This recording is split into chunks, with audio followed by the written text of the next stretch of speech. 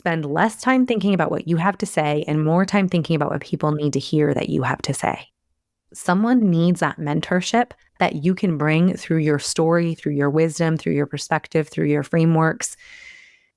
A book is still the best way to collate and curate that body of work in one cohesive and coherent manner.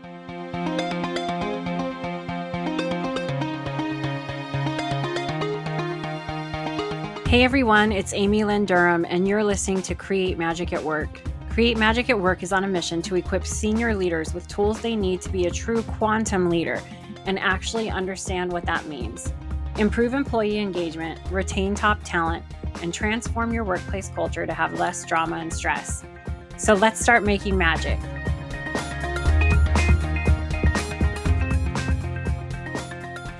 Welcome back to another episode of Create Magic at Work. This one's going to be an interesting one for everyone to take a listen to because I asked my friend Michelle Fishering to be a guest here today because her area of expertise is books. So don't pause or delete yet. Because we're going to get into everything you've ever wanted to know, like the dark side and the light, LIGHT, of what it's like when publishing books. We're all in the leadership space. Most of the audience and the listeners of Create Magic at Work probably have one time or another pondered writing a book, possibly have published a book already in the leadership space. And so I felt this conversation was really important. Michelle's the founder and executive editor of Chambray Blue Press. She's an authorship expert and publisher, and she's on a mission to amplify ideas that matter. As a strategic partner with a decade of experience in editing, writing, coaching, publishing, and content strategy, Michelle helps interesting humans. That's what we are here in the Create Network community. We are all weird here and everyone is welcome. Michelle helps interesting humans bridge the gap between deep expertise and broad impact through the written word, both online and in books. Never one to accept the status quo. Michelle has a lot of questions about why the book industry works the way it does. And we're going to talk about that today because I have a lot of questions about that. And is doing her part to innovate and empower authors with information and support at every stage of the authorship journey. Michelle, thanks for being a guest here today. Thank you. I'm so honored to be here and honestly really excited for this conversation. Yeah, I'm glad you agreed to come on and chat with us about this.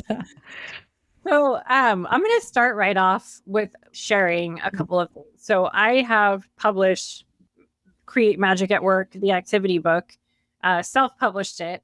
I also used a publisher for version 2. I also have used Kindle Direct Publishing for the journal, Creating Career Magic. So I'm very familiar with the different avenues of publishing that I've used. When I talk to people from LinkedIn, from companies, from organizations, all of these things in the leadership space, most leaders that are inspiring leaders that want to make positive change for the greater good, after having a conversation with them, there's typically something that they want to give birth to out into the world creatively. Yeah. Oftentimes that is a book. Sometimes it could be a podcast or a guest episode, an article, blogs, whatever it is. And then we find that we start going down this path of creating this moment or this spark that we had that we want to bring into the world for the greater good. And all of a sudden we're like, oh, this is what it's like. I didn't realize that that it didn't feel this beautiful, creative way this whole time. So I'm glad you're here today to address that. And the first thing that I want to say is the reason why I had you on here was I just had a conversation like 3 weeks ago, maybe, with someone that had reached out to me about writing a second book. And I was like, yeah, this sounds interesting. Let me have a chat. And they basically told me that it was going to cost me $20,000 to get my second book done. And that didn't include publishing or like the marketing piece.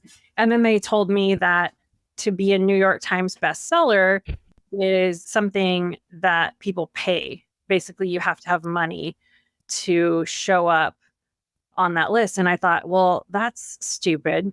Like, why Yes, would that's stupid. That I is very don't stupid. want to pay for a number or a rank. I want to have impact and quantity of items sold and have revenue coming through so I can continue doing the work I do. So, thoughts or comments on paying to be in the top ranks? Oh God, all the things. First of all, I will say on the front side of that question, which was that it will cost $20,000, actually really reasonable for depending on what level of support is included for the publishing piece, especially if it includes help with the writing phase as well. It costs a lot of money to produce a book. I could also talk about the concerns I have about the economics of a book in that, like, we pay for a book's, I mean, if we're supposed to pay for something's value, when it comes to a book, we don't pay for its value. We pay for the value of the materials that go into it. So we pay for the paper and the printing cost. So we pay $20 for a book, or $9, $9.99 for it to be electronically delivered because it takes, the data and all of that it takes. Okay. So when we buy books, we don't buy them for their value because we don't buy what the value of the thought that goes into it. But so the way that we pay for books is very misaligned in some ways, makes not really a lot of sense. But on the back end, books cost a lot to produce because it's a human process. And every layer of editing, I mean, if you want it done well, every layer of editing costs a lot because a human is doing it, and you should be doing multiple layers of editing. If you're doing your cover design, a human is designing that. Templates are obvious and are often, when somebody sees a self-published book that looks self-published, it's because the cover is a little cheesy. And that's what you get when you use a template or you use a really cheap service, or, so you really get what you pay for. So it's unfortunate, but books do actually cost quite a lot to produce. That being said, on the marketing side, there are much better uses of your funds from a marketing and promotions perspective than trying to get on a bestseller list. So I have a philosophy that a perennial seller is a far better value and far more impact than a bestseller. So stop trying to hit a bestseller list and instead focus on creating a perennial sales system. So that I'll say that first. So just to give you something to aspire to once I swipe out the bestseller.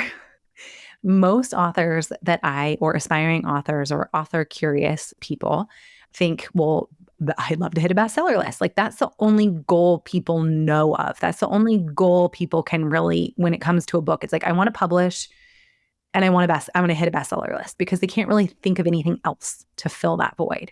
That's where I come in with the perennial seller. But the problem with bestseller lists is, so for example, like the Wall Street Journal, great list, definitely is based on sales and can be bought. And so what you're paying for is essentially, just to, kind of smooth over all the background stuff, is essentially for copies of your book to be bought in a way that looks like people are buying them, and then you make it on the list. The New York Times list is a little bit different in that it's actually not a bestseller list. It's a strong sellers among certain qualifying candidates. So the New York Times bestseller list, there are so many caveats, and it's actually their actual algorithm to calculate that is totally secret and not publicized. Mm-hmm. But it's basically sales at, Amazon sales don't count. It has to be at these certain other stores. And then they use certain bookstores, but not every bookstore. And, then we could talk about how book sales data is even the best, most accurate book sales data is only 70% accurate, which is confusing to me and scary for you as an author, because if you publish through a publisher who can only track your sales 70% accuracy, where are your royalties? Like, what are your royalties being calculated on? So that's a little terrifying. Then you add into the New York Times list, there are other qualifying factors that have nothing to do with how many books you've sold. And that's often, are you publishing with a big five publishing house? There are few examples of self-published books or smaller indie presses or hybrid published books that have made it onto the bestseller list. But again, that's really few and far between. I mean, I know somebody who spent over $200,000 on his book project, knowing that he was going to make enough money off of it on the back end from selling a course, a well-proven course, et cetera, that he was willing to spend that amount of money. But when you're looking at these big marketing pushes and, having a billboard in Times Square and et cetera, getting on the Today Show, all of these things are doable. All these things are accessible. You just have to be willing to pay for them. But my question is what's the ultimate value? Like, are you actually selling more copies? Are you creating impact long-term?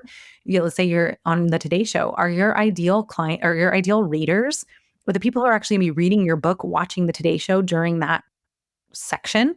Because I know people who have been on the Today Show and then seen zero uptick in sales, right? Because it's actually probably not the right place for them. And so this is the problem when it comes to books, is that there's sort of this recipe, or I don't know if it's that people just think like, oh, these are the things I want. These are my dream things. I want this all to play out.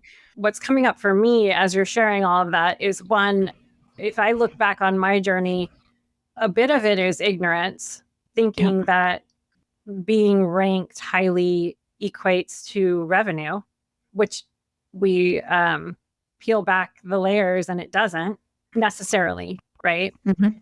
Being ranked on a list. And then the other piece is quite possibly from a spiritual intelligence lens, ego versus higher self, and who's in the driver's seat.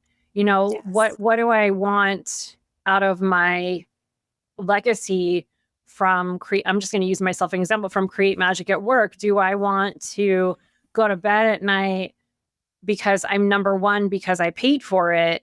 Or do I want to go to bed at night because my journal is in someone's hand and bringing some magic to them and making an impact? And for me, throughout doing this for a couple of years now, it's like, I could give a rip if I'm not number one, unless it equates to revenue so I can keep doing the work that I do, and that somebody has this in their hands and they are creating career magic. They are creating magic at work. They can feel some sort of inspiration and there's impact there. So that's ego versus higher self, impact versus adoration, right? Ooh, good words. Yes. Where do you want to sit with all of this? So the ignorance piece for me is like, oh, okay, this is not what I thought it looked like. I mean, but that's a big part of the reason for why I do what I do, but also why I do so much education is, or why I'm driven to do so much educating and really informing, because to me, it's not about what I think is right. Like, let's say how you choose to publish your book. Yes, I have a publishing company, but my publishing company isn't right for everybody, and it's not right for every book, and I don't want to publish every book. So I am really incented, like, because of who I am, to give you the information and give you, here are the options, here are the pros and cons, here are the other things to think about. Because the publishing industry is quite opaque, and I believe that there are, systems and powers that be that benefit from that opacity. And so my job, I believe, is to bring some transparency, empower people with information to make the right decisions for them. Because if you think about it, the ignorance only exists because you just don't know, and there's no real good source of information. There's lots of misinformation. There's lots of misleading information. You don't know who you can trust. It seems like everyone has a very biased opinion. And I just want to make sure that nobody feels that this ignorance is sort of like, it's my fault, like I should have researched more. It's really not. This information is not necessarily widely available. It's not, I mean, it has been years of me exploring the publishing industry, diving into learning and understanding how some of these nuances work to really start seeing the cracks and the things that didn't make sense.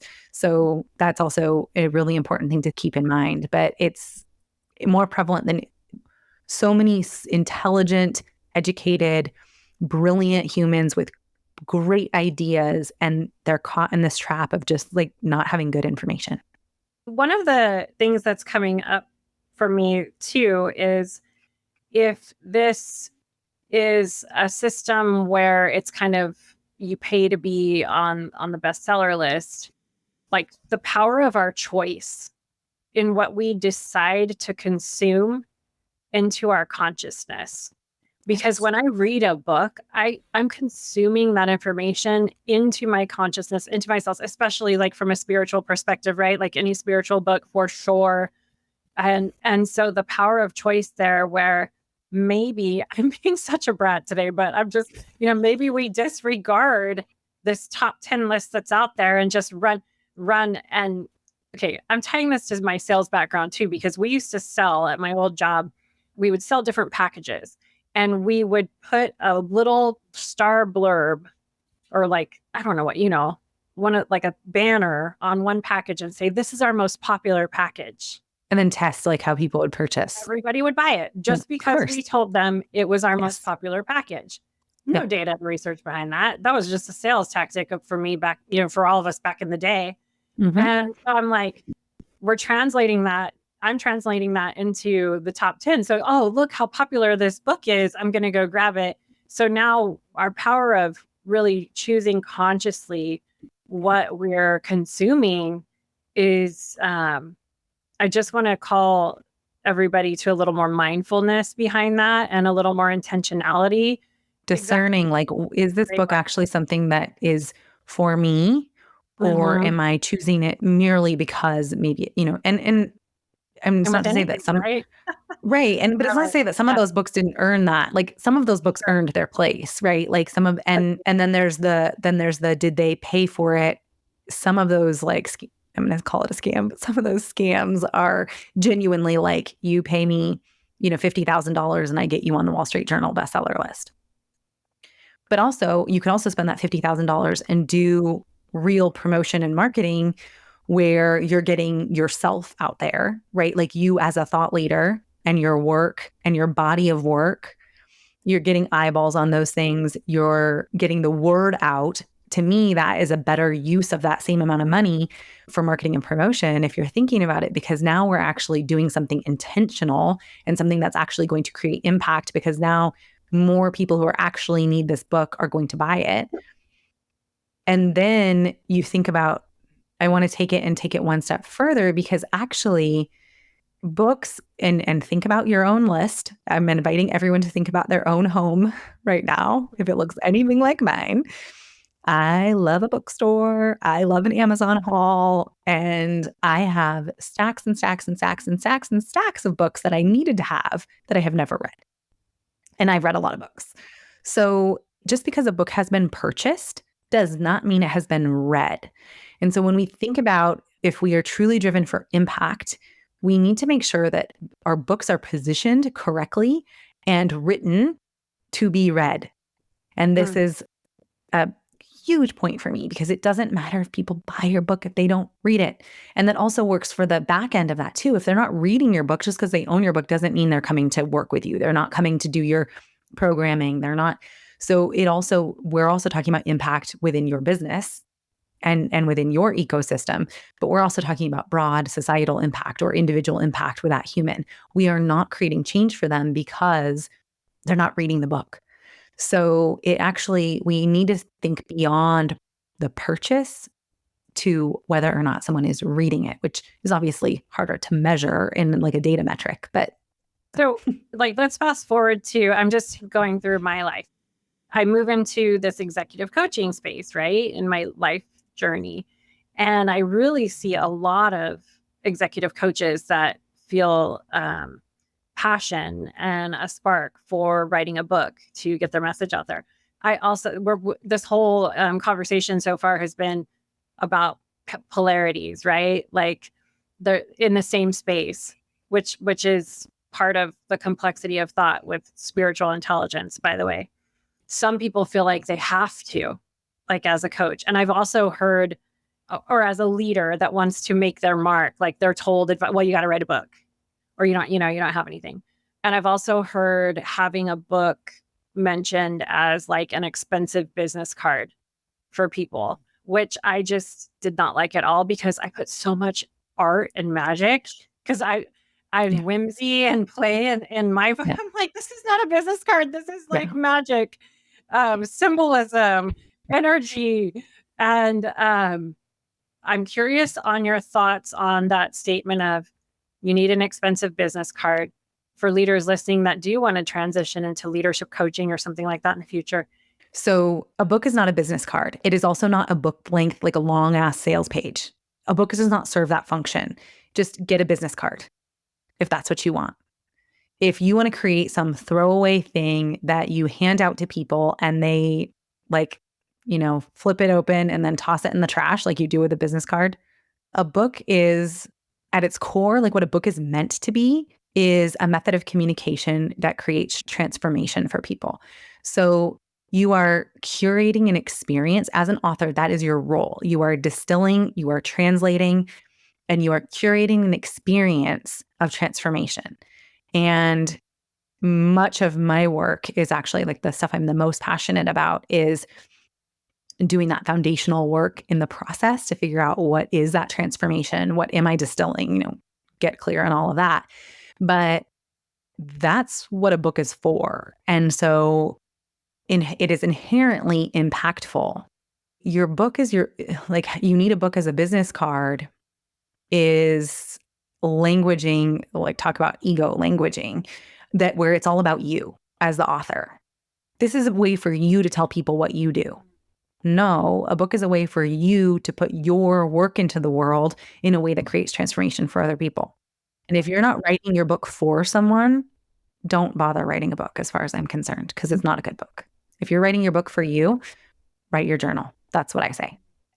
If it's for you and it's only for you, then it's write your journal.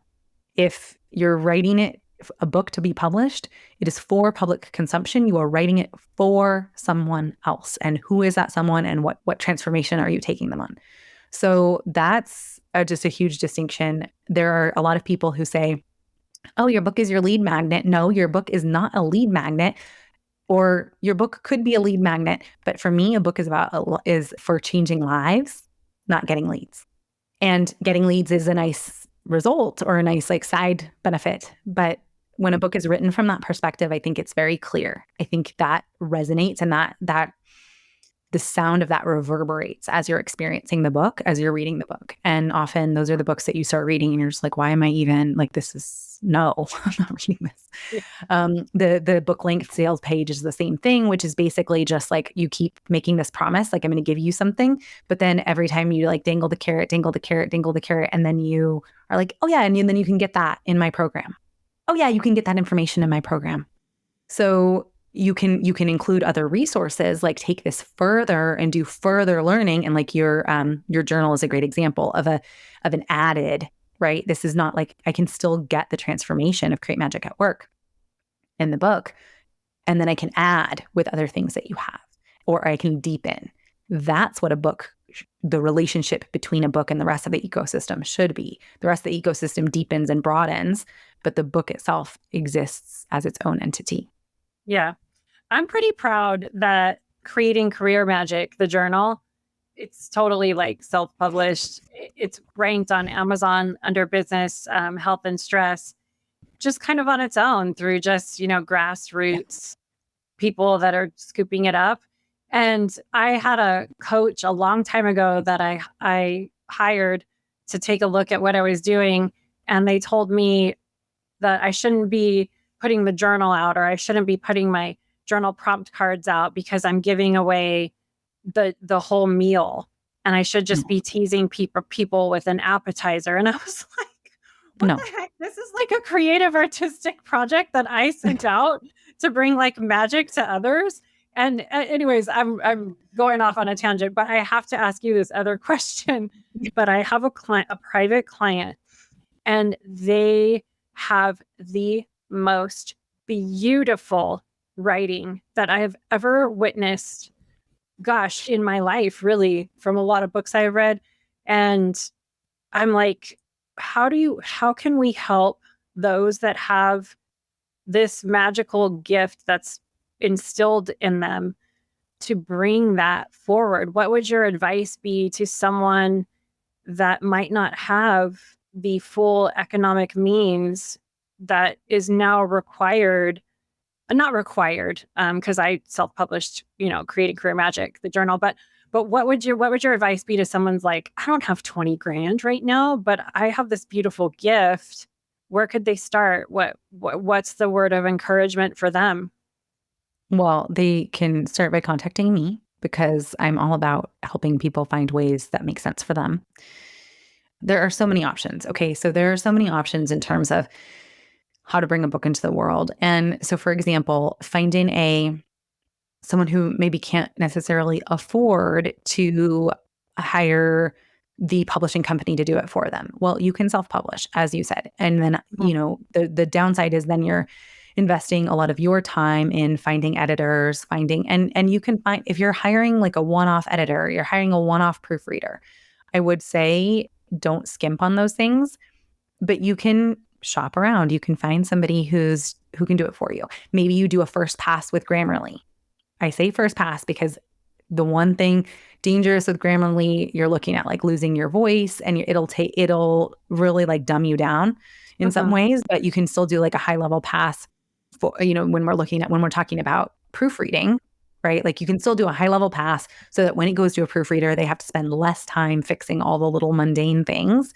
And that way they move faster through the work, and are usually, and that can cost less. There are ways to reduce the cost. Other options are to look for traditional publishing, where maybe you're not looking at, getting a six-figure publishing deal from one of the big five publishers, but you're actually just looking for a smaller indie press that's maybe more boutique, more specialized.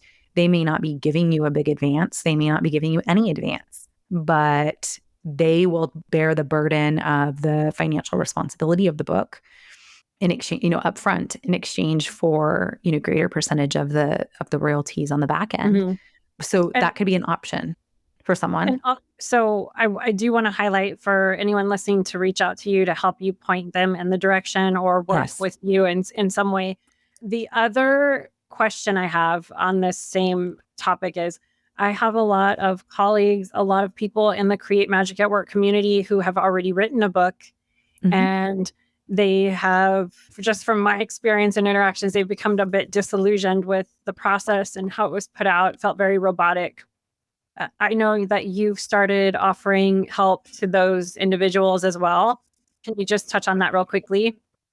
Yeah. And I do want to say that when I say like you can come to me, I meant that from a perspective of like you can come to me and I will happily just like get on a call and support you. I'm not saying come hire me.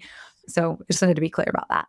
So yeah, for people who have already published a book and are in this sort of limbo of I have the book, but it's not really getting me the results. I'm not really seeing anything from it. I'm not getting the impact that I want, so on all sides, right? Because again, if people don't know that your book exists, if they're not buying it, they're not reading it, your impact doesn't exist, or right, is muted.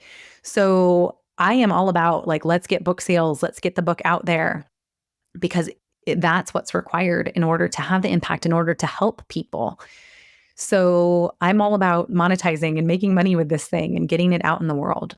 There are a whole slew of things that you can look at within your own ecosystem to decide whether or not, like, there's a lot of things you're probably doing that need to, like, published authors are doing. I see it all the time where their book isn't really available on their website, or they don't talk about it on their website, or their Amazon page isn't optimized. I mean, just like little things that can be tweaked, adjusted. Maybe it's how you're talking about it in your social media channels. Maybe you don't talk about your book. Maybe, I mean, I know people who I've known for 6 months in the online. I mean, maybe not know them really well or anything, but 6 months or more, and I never even knew they had a book, which is a little bit of a problem. That's one thing that you just reminded me of. So one thought that just came up was like, I literally don't care if I'm ranked last place in the world if I sell Yeah. like 100,000 books. Like that would be amazing.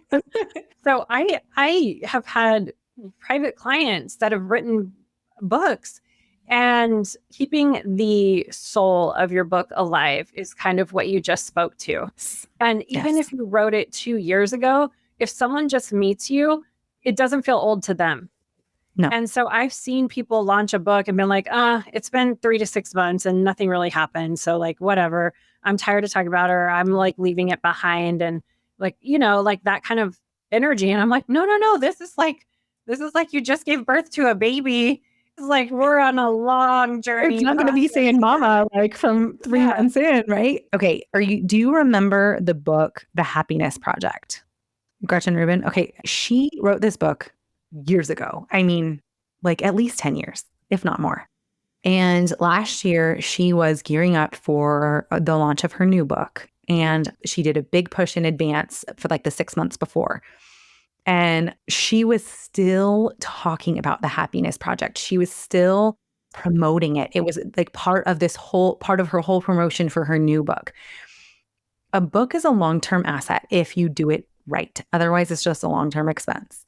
And so we're making this investment, and you have to continue using your book, for lack of a better way to say it. But you can't just expect, first of all, you can't expect to just put, launch day, yay, and that's it. No, you still need to put long-term, like the first 6 months of pretty good effort. And then at least once a year moving forward, you need to make, if you have the kind of business where you have like a launch calendar, one of those launches a year should be related to your book, or you should at least be leveraging your book in some public capacity at least once a year for indefinitely. This book is going to continue as long as it's timely and has valuable information. You can always update it and do a second edition or a third edition if you do feel like it needs updating to be appropriate as you as the author grow and expand. Maybe what you wrote back then doesn't totally resonate and it does need to get updated. If you wrote something really practical and now AI is coming, maybe you need to do an update for it to be helpful to people, but you need to continue talking about it. And that's one of the reasons why you have to write a book that you're passionate about. Like, you have to really, this book has to be something that is purpose and mission driven, as far as I'm concerned. And that goes back to that idea of the book business card, right? If your book is just a business card to you, like, selling it and having that perennial engine running in the back of your business is not going to happen, let alone, the impact and everything else. But if this is a mission for you, if you are writing this book because the world needs what you have to say, and this is also an invitation that I would give to anybody who's kind of hesitant on like, oh, should I write a book? Do I have what it takes? All of the sort of impostery, self-doubt things that come up. Spend less time thinking about what you have to say and more time thinking about what people need to hear that you have to say. So it's from the inside out. It's still what is still in from here. Sorry, I'm pointing to my heart when it's still from in here. It's still in from inside from you. But someone needs that message. Someone needs the mentorship. This is a group of leaders. Someone needs that mentorship that you can bring through your story, through your wisdom, through your perspective, through your frameworks. And a book is still the best way to collate and curate that body of work in one cohesive and coherent manner. And then you continue building that body of work around that book. And that's how you continue giving it life, in the long term. If you have this spark, if you have this vision, if you have this mission and this passion to create something in this way, I hope we inspired you today to do it and throw away the ranks and the cost in some way, because it's possible either way, right? To get it working. We covered a lot. I'm going to pull a card for us from my journal prompt deck. Okay. The message for everyone is stay curious. Maybe I'm getting this message today because I was such a brat. But it says, instead of rushing to judgment, I stay curious and ask meaningful questions.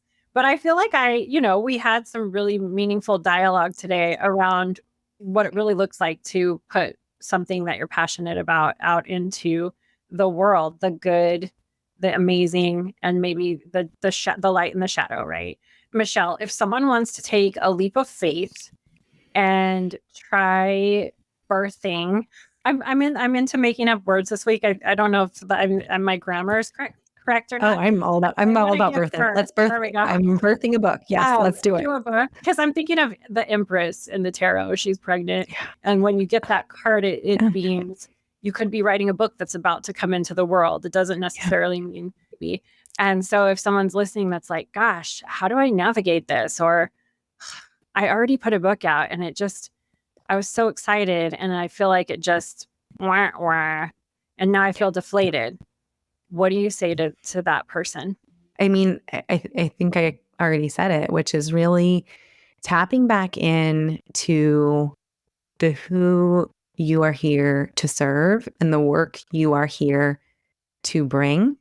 Most of my clients, it's really interesting because I never used this language early on, but most of my clients come to me with this statement and say, like, specifically, sometime in our initial conversations, this feels like a calling.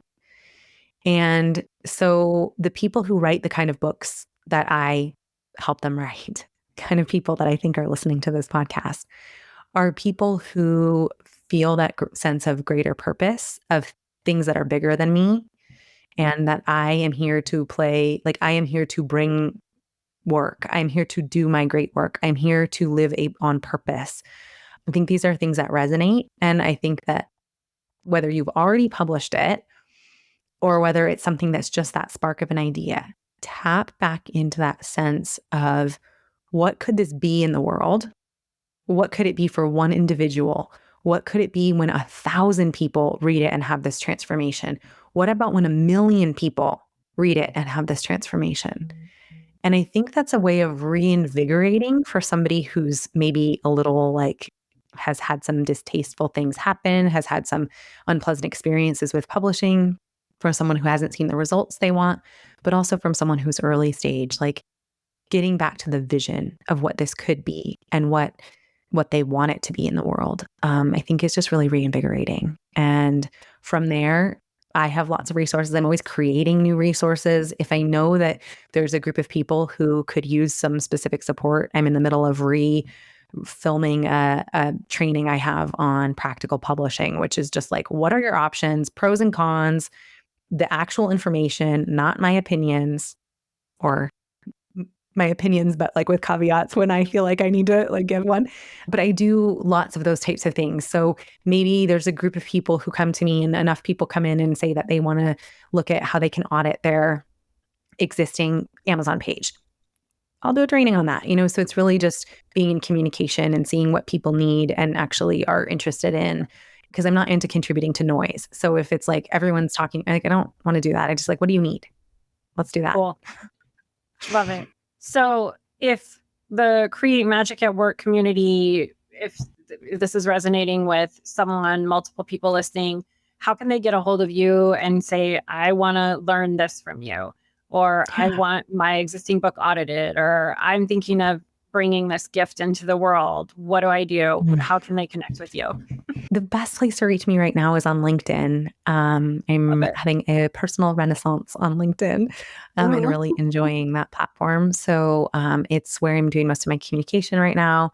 You can access the things I'm creating are all linked there. I'm getting ready to launch some new things, so that's exciting. But you can also just come and be a lurker for a while and see what I have to say. That's fine too. Cool. But you always also have feel amazing free to... things to say. So Thank you.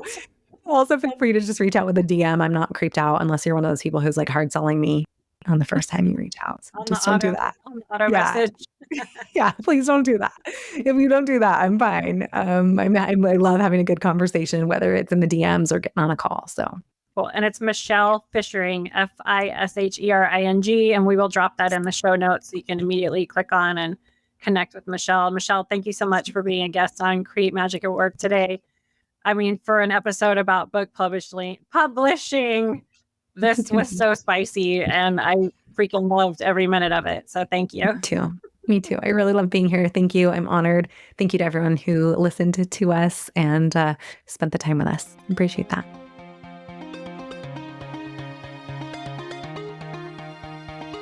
I want to thank each and every one of you for coming back every week to listen to a new episode of Create Magic at Work and really helping to support and advocate for healthy leaders, workplaces, and lives for all of us. If you want any information on how to connect with me, click on the link in the show notes. You'll get access to all of the social media links for Create Magic at Work. Stay following along for more amazing episodes where we help you improve productivity and profitability in the workplace and decrease stress. Sending magic to everyone, and see you next time.